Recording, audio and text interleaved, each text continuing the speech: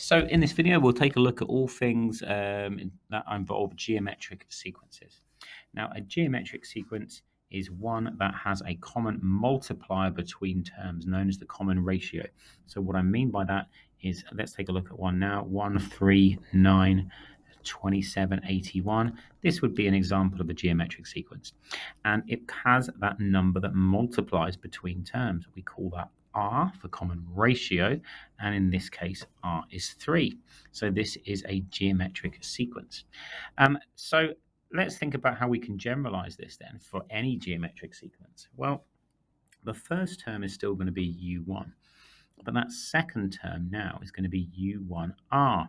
And the third term will be U1R squared, and so on and so on and so on. And notice that there's always one less number of R's multiplying than there is N.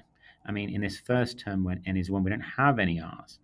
In this second term when N is 2, we have 1 R multiplying our U1. And when we have N equals 3, we have 2.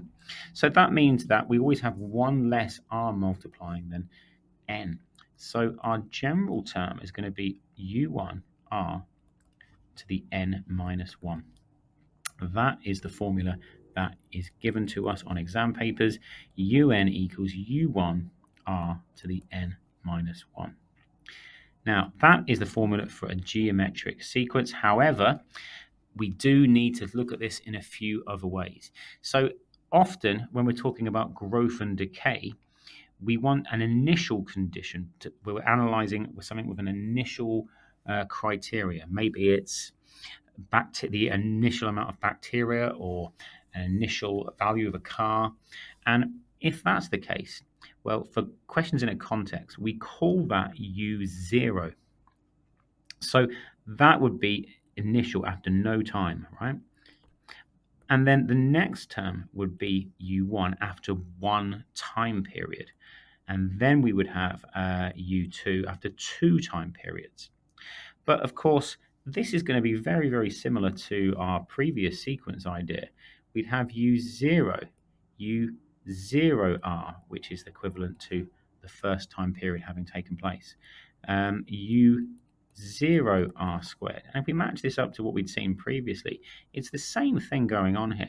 But when you've got a growth and decay problem over time, it is more useful to have a little new formula, and that is that UN is equal to U0R to the N. And that's it. Okay, that is going to help us every single time. Okay, now then, with that in mind, let's move on and have a look at one last issue, and that is finance, right? So in finance, there is a third way of writing this, and that is as follows. UN is equal to U0, 1 plus I to the power of N, where we have some different things happening. So what we're talking about here is financial mathematics. So this is our outcome. Maybe we're investing money, and this is our outcome, our amount after a certain amount of time periods. U0 is the initial investment we put in. I, well, that is going to be the interest rate per period, right? And maybe we're having an interest rate every 6 months, every year, right? However many periods have gone by, okay, it's the interest rate per period, where N is the number of periods of time that have taken place. Now, we'll look at that in far more detail later on in these videos, but there is a third formula to think about. They're all related to one another. They're all the same, really. It's just another way of looking at the same thing.